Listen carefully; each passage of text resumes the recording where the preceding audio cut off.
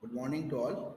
In the previous lecture, we discussed what is the orthogonal complement and orthogonal projection of okay. What is the orthogonal complement and orthogonal projection? So today we will discuss what is the Bessel's inequality. Okay. In this today's chapter, we will discuss what is the Bessel's inequality. Okay, let alpha 1, alpha 2 up to alpha n be an orthogonal set of non-zero vectors in V in an inner product space V, IPS V.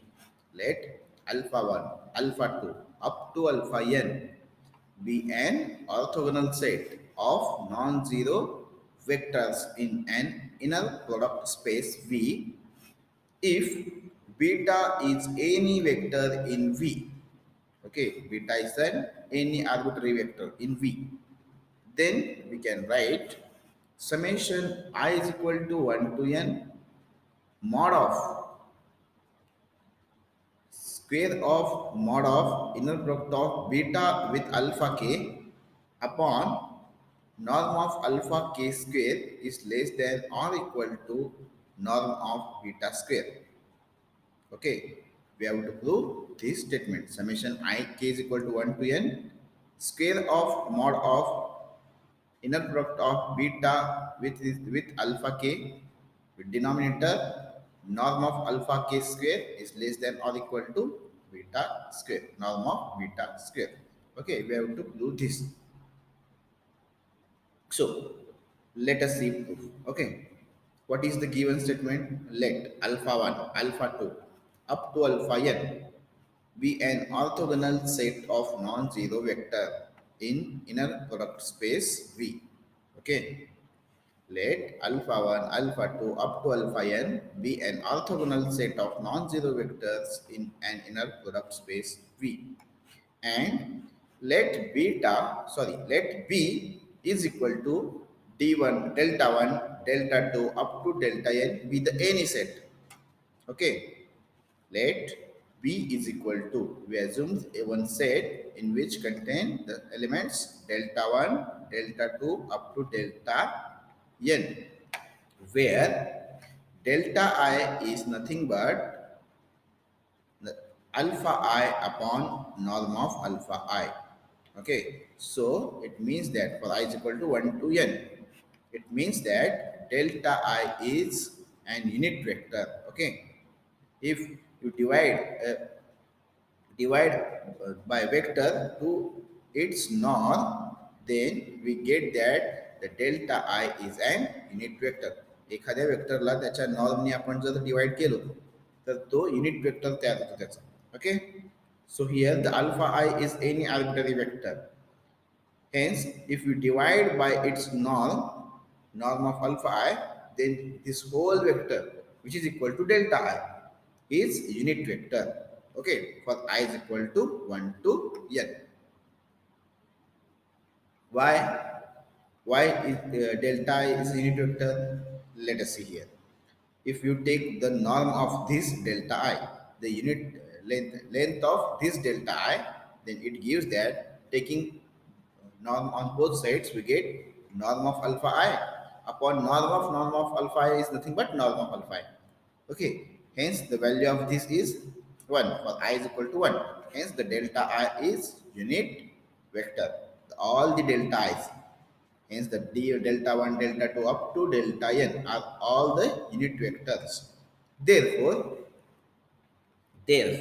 the set beta, the set B is orthonormal set. Okay, what is mean by orthonormal? The every vector which is the length of that vector is 1.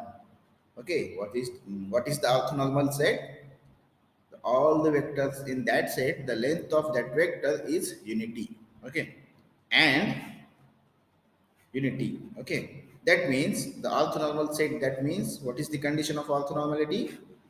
The inner product of delta I with delta j is equal to 0 for I is not equal to j, and the the inner product of delta I and delta j is equal to 1 for I is equal to j.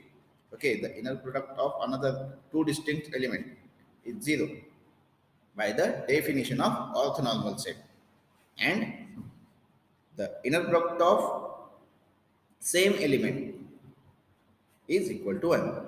Okay. Now, keyword as equation number 1. Let beta, this is the beta, this is B. Okay. Let beta be any vector in V. Okay. We have taken beta be any vector in V. So consider the vector gamma. We form the vector gamma like this. Okay. What is the gamma? Look at here.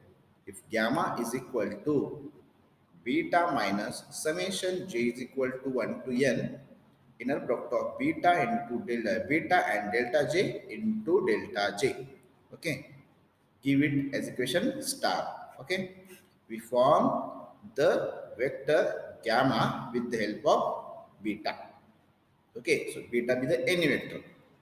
And look at here. The gamma is equal to beta minus summation j is equal to 1 to n beta into alpha k, inner product of beta and alpha k into alpha k upon norm of alpha k square. Okay, so this is the our gamma. How it is? Because delta j is nothing but what? Norm of alpha upon alpha k square, na? Unit vector. Okay, so in place of here, the k is running from 1 to n. Sorry, here gamma is equal to beta minus summation k. There is a printing mistake is there. Okay, so k is equal to 1 to n, and putting the value of delta j here, delta k here, alpha k into norm of alpha k square. Okay, now taking the inner product of alpha, gamma and gamma. Okay, so we are taking inner product of gamma and gamma is equal to, what is the value of gamma? Look at here. From equation star, we put here the value of gamma. Okay, so what is the value of gamma? Beta minus summation j is equal to 1 to n into inner product of beta and delta j into delta j, and also again we putting the here the value of gamma. Okay, here j running from 1 to n and here k running from 1 to n. It is just a notation. So it okay, K and J are only just notation. We can take any notations here. Okay. So what is the inner product of gamma into gamma? Gamma and gamma is nothing but norm of gamma square. Okay. Norm of gamma square by the definition of norm. And by using linearity property of inner product space, we can write like this. Okay. How? Beta and beta, this is in the one inner product space. Okay, this beta and this beta in one inner product space, minus here the minus comes here. Okay, the summation k running from 1 to n. So with beta inner product of this term, okay, what is the term? Summation here, this beta and this one. Okay, so k is equal to 1 to n beta. Here this is the scalar quantity. Okay, summation k is equal to 1 to n and b inner product of beta and delta k, the whole term is scalar, hence we taken as a bar. Why? Because it is the right side in the inner product. Okay, so this is taken comes out, this is taken as bar. Okay, so summation k is equal to 1 to n inner product of beta delta k bar, and this beta inner product with delta k here. Okay, now again for this one we can write the linearity property here. Summation j is equal to 1 to n inner product of beta delta j with, okay, delta j beta, inner product of beta delta j with inner product of delta j beta. Why? This is whole terms is a scalar, so this scalar will taken outside the inner product as it is. Okay, so of j is equal to 1, summation j is equal to 1 to n, this beta delta j here, and delta j with respect to inner product beta, this one beta, delta j and beta here. The minus get plus. So again, summation j is equal to 1 to n here, beta delta j, sorry, here not beta I, only beta is right there. Beta delta j as it is, and inner product of this one comes as a bar outside the inner product. This is whole term is scalar term. So here we can write summation k is equal to 1 to n beta delta k as a bar. Okay. So inner product of delta j and delta k we write here. Okay. Okay, this is the statement. So norm of gamma square is equal to beta and beta. Inner product of beta with beta is nothing but norm of beta square. Okay, minus sign as it is. So if this is the z, z into z bar is nothing but mod z square by the property of complex number. Okay, we don't know that it is a real number or complex number. So we can write summation k is equal to 1 to n. This z into z bar is nothing but norm mod of inner product of beta delta k square. Okay, square of norm of inner product of beta and delta k for this one. So again here the minus sign as it is, and this one delta j into delta j, inner product of delta j and beta, we can write beta bar beta and delta j bar by conjugate property of inner product space. Okay, so summation j is equal to 1 to n inner product of beta delta j into inner product of beta delta j bar, and this plus as it is, this plus into summation of j is equal to 1 to n beta delta j into this term as it is. Okay, and these whole terms k, run k from 1 to n here. Okay, this into right, run k is equal to 1 to n, right, run this summation. Okay, from k is equal to 1 to n. So what it is inner product of beta delta 1 bar into delta j delta 1 here. Okay, plus inner product of beta delta 2 bar into delta j delta delta 2. Okay, so if we run this summation k is equal to 1 to n, but the delta j delta this set is orthonormal set. B is an orthonormal set. So the definition, by definition of orthonormality, the inner product of delta I and delta j is equal to 0 for I is not equal to 1, and it is equal to 1 for I is not equal, I is equal to j.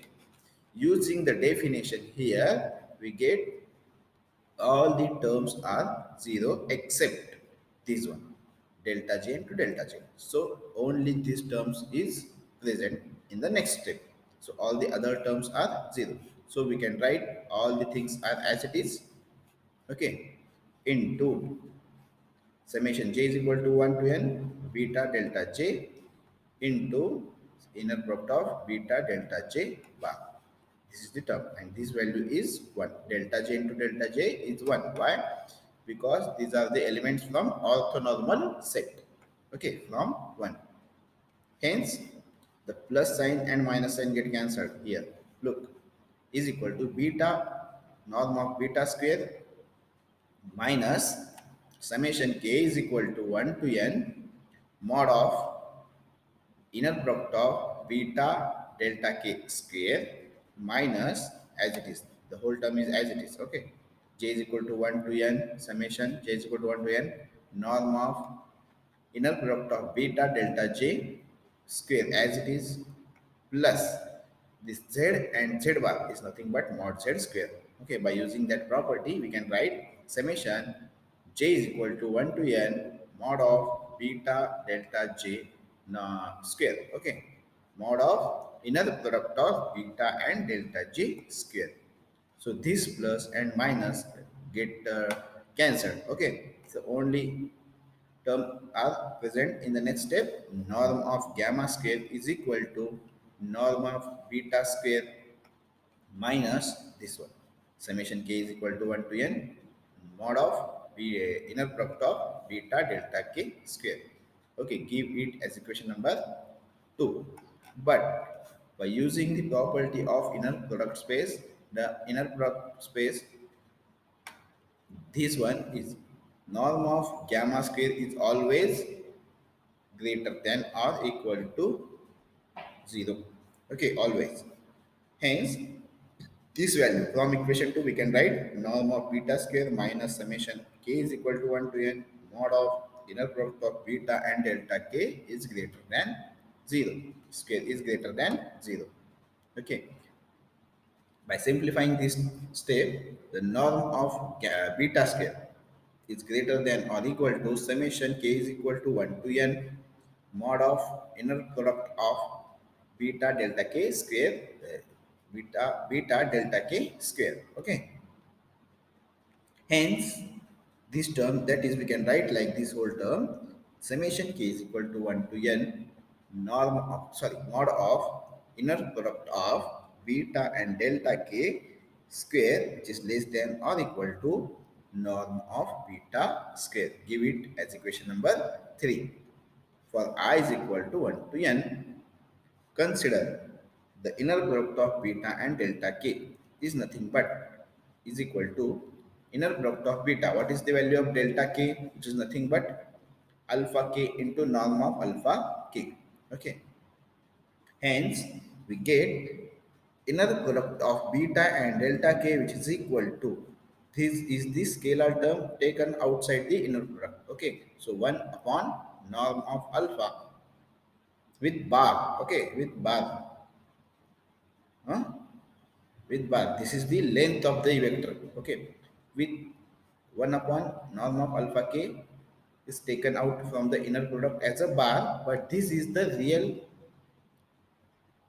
number. Okay, why? Because this is length of a alpha k, length of vector alpha k. So this is the real number. So in the real number, a bar is equal to a. Then hence we can write 1 upon norm of alpha k into inner product of beta and alpha k. Okay, which is equal to inner product of beta alpha k upon norm of alpha k. Give it as equation number 4.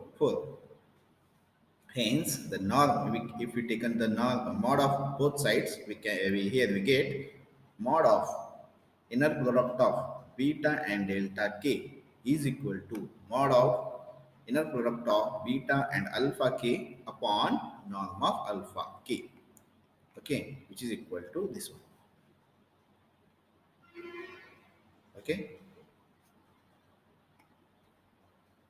But again, taking square root square on both sides, we can write like this, equation number 5. Square of mod of norm of alpha, inner product of beta delta k is equal to square of inner mod of inner product of beta alpha k upon norm of alpha k square. Give it as equation number 5. Okay. So therefore the inequality becomes 3. 3 becomes this one. By putting the value 5 in 3, which we get summation k is equal to 1 to n square of mod of inner product of beta and alpha k upon norm of alpha k is less than or equal to beta, norm of beta square. Okay, this is the Bessel's inequality. We putting this value 5 in 3 in this equation. Okay.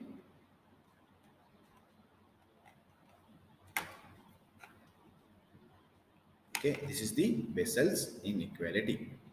So notice there, corollary is there. In Bessel's inequality, equality holds if and only if and only if beta is equal to summation k is equal to 1 to n into inner product of beta alpha k upon norm of alpha k square into alpha k. Okay. Bessel's inequality holds if and only if beta is this element. Okay. If beta, we can define if beta like this, then this inequality must be equal. This equal inequality must be equal. Okay. Here in the Bessel's inequality, we taken beta is an arbitrary vector. Okay. This inequality holds when beta is like this. This is the vector of beta, then this inequality must be equal. Converted into equality. Okay.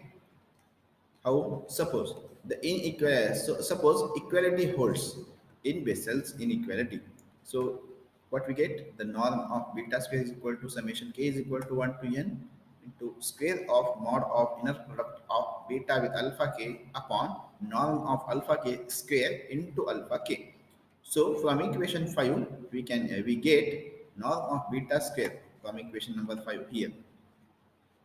Okay, we get norm of beta square is equal to summation k is equal to 1 to n mod of inner product of beta delta k square. Okay, from this. Okay, from this. There is the equation.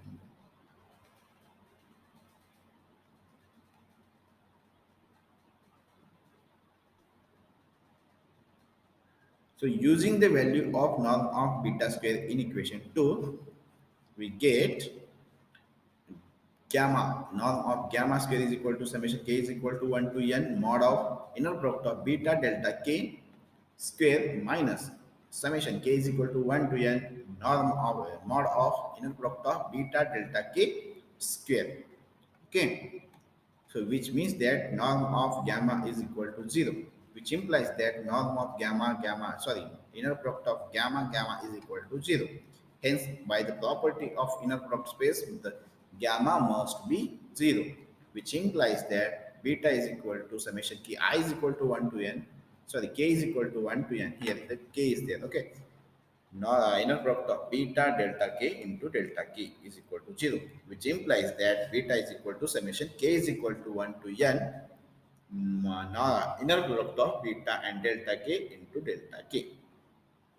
Okay, so beta is equal to summation k is equal to 1 to n inner product of beta alpha k into nos upon norm of alpha k, and putting the value of delta k here, alpha k upon norm of alpha k, then beta is equal to this one comes k is equal to 1 to n norm of beta into alpha k, sorry inner product of beta and alpha k upon norm of alpha k square into alpha k. So we are assuming that the inequality holds into equality, then here we get the beta like this. This is the beta. Conversely, let's assume that the beta is like this, then the equality holds. Okay, so beta is equal to summation k is equal to 1 to n inner product of beta with alpha k upon norm of alpha k square into alpha k, to prove that norm of beta square is equal to summation k is equal to 1 to n mod of inner product of beta alpha k bracket square upon norm of alpha k square.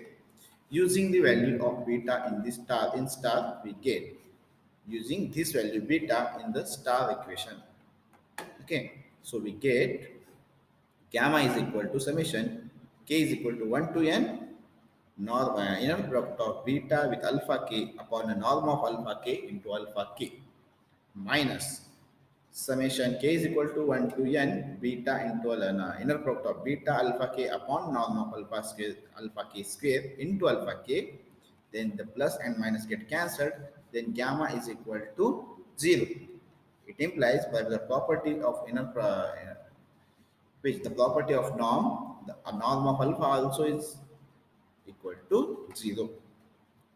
Okay, so using the value of norm of gamma square into, we get 0 is equal to norm of beta square minus summation k is equal to 1 to n mod of inner product of beta and delta k square.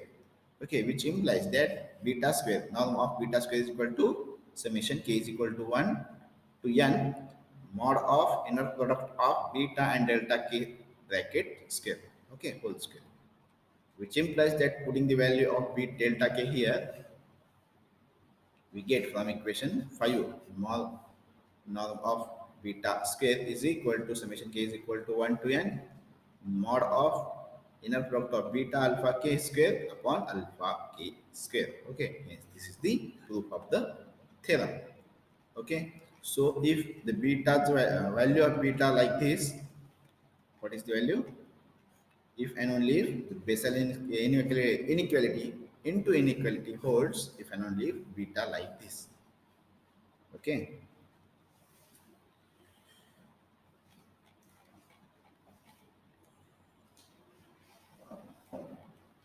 Okay. So next point is that if alpha 1, alpha 2 up to alpha n is orthonormal set, then norm of alpha k is equal to 1 for k is equal to 1 to n. So thus, in this case, Bessel's inequality becomes summation k is equal to 1 to n mod of beta and alpha k square is less than or equal to mod of, sorry, norm of beta square. Why? Since the alpha k, the norm of alpha k is 1. Why? Because alpha 1, alpha 2 up to alpha n is orthonormal set. Hence the length of every unit, every vector is 1. Okay. If these are the alpha 1, alpha 2 are orthonormal set, then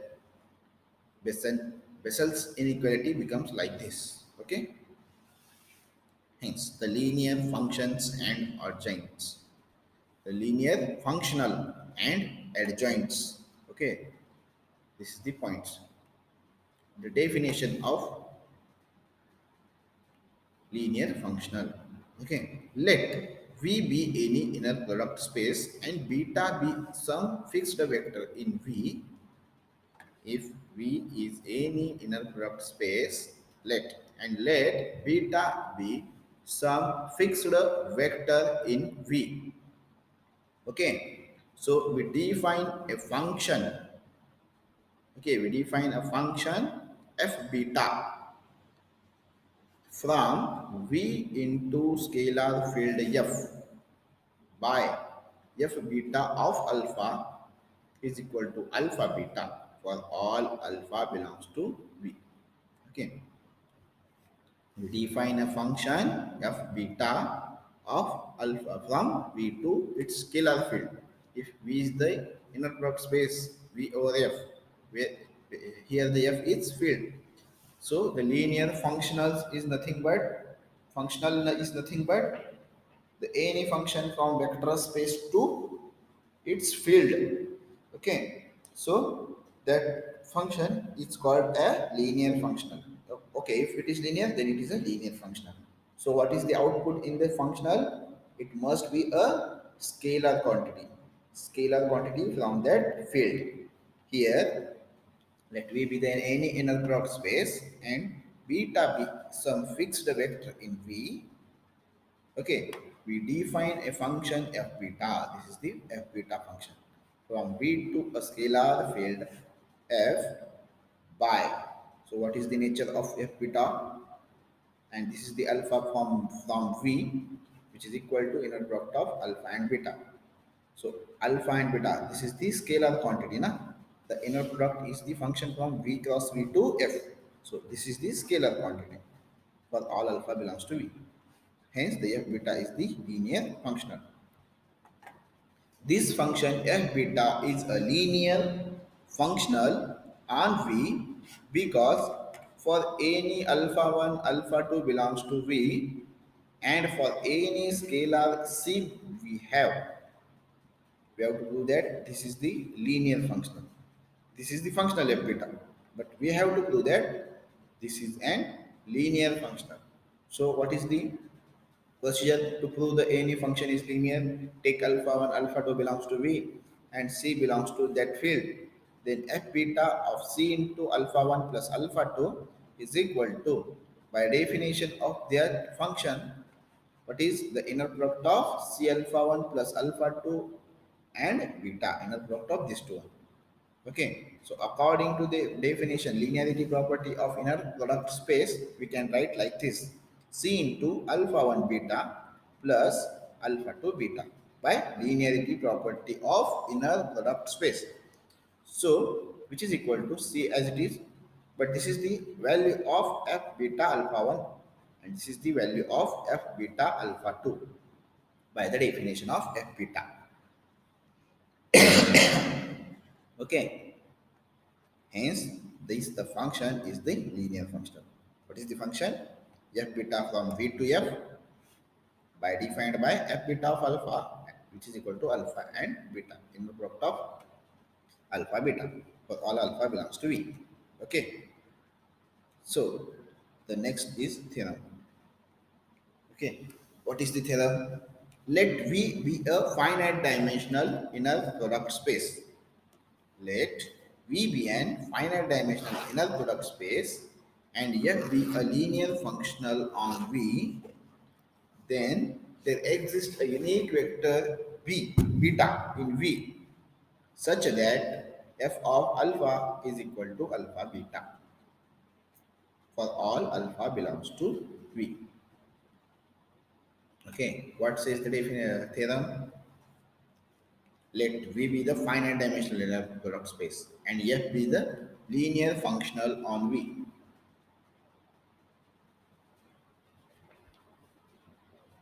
And F be the linear functional on V. Then there exists unique vector beta in V such that f of alpha is equal to inner product of alpha beta for all alpha belongs to V. Okay, so we have to prove that the existence of that unique vector beta in V such that f of alpha is equal to alpha beta, inner product of alpha beta.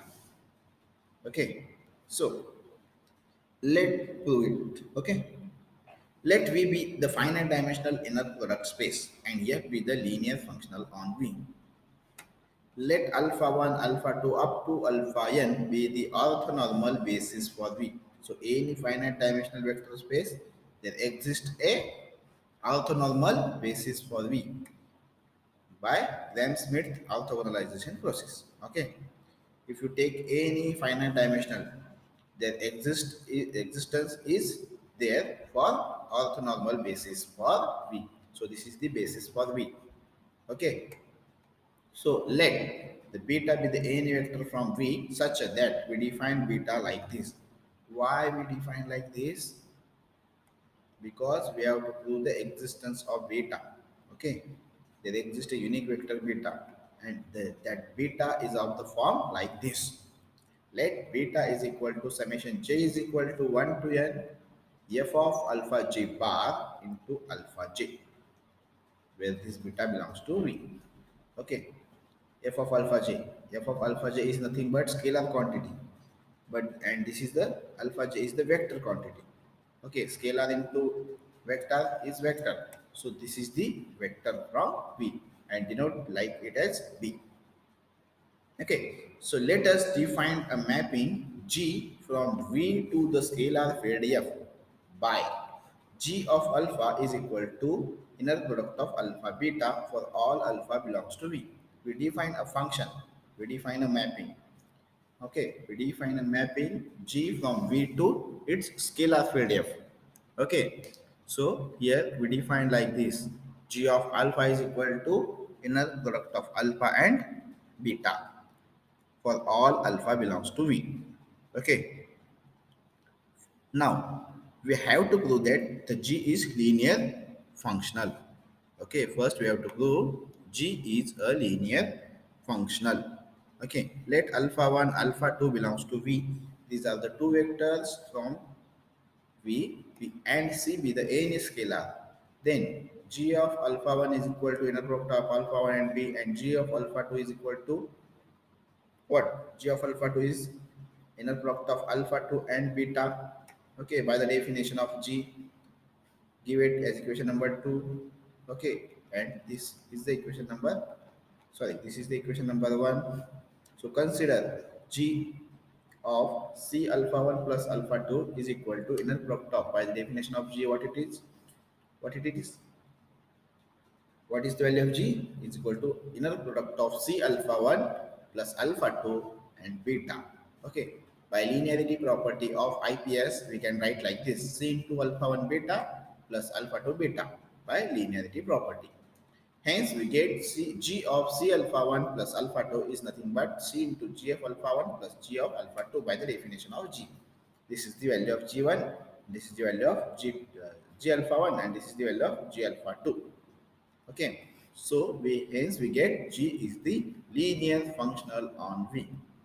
Now we have to prove that our G is nothing but function F. Okay, G is the nothing but the function F. This is the function F. Okay, let us how let's see that how to we are going to prove. Now for each J is equal to 1 to up to n, consider G alpha j is equal to, by the definition of G, inner product of alpha j and beta. Okay, inner product of alpha j and beta, but is equal to inner product of alpha j, but what is the value of beta? Summation k is equal to 1 to n f of alpha k bar into alpha k. Okay, by linearity property of inner product space, we can take an as a bar bar. Okay, is equal to summation k is equal to 1 to n f of alpha k bar bar and into inner product of alpha j and this alpha k here.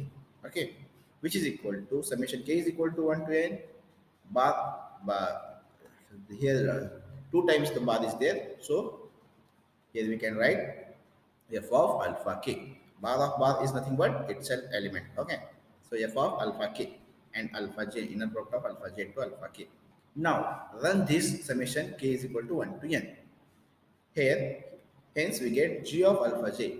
Now running 1 is equal to k to n. F of alpha 1, inner product of alpha j alpha 1. Similarly, up to up to n, we are running k is equal to 1 to n. Okay, so all the other things are 0 except this one. Okay, f of alpha j into an alpha j, inner product of alpha j into alpha j. Why? Because these are the orthonormal set. Alpha 1, alpha 2, alpha 3 here.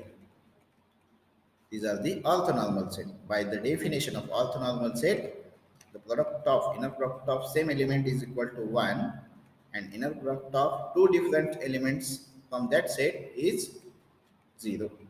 Okay. So here all the terms are getting 0 except this one, f of alpha j into 1. Okay, by the definition of orthonormal set.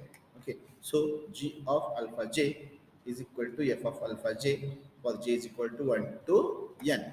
Thus, for f and g are agree on the basis v.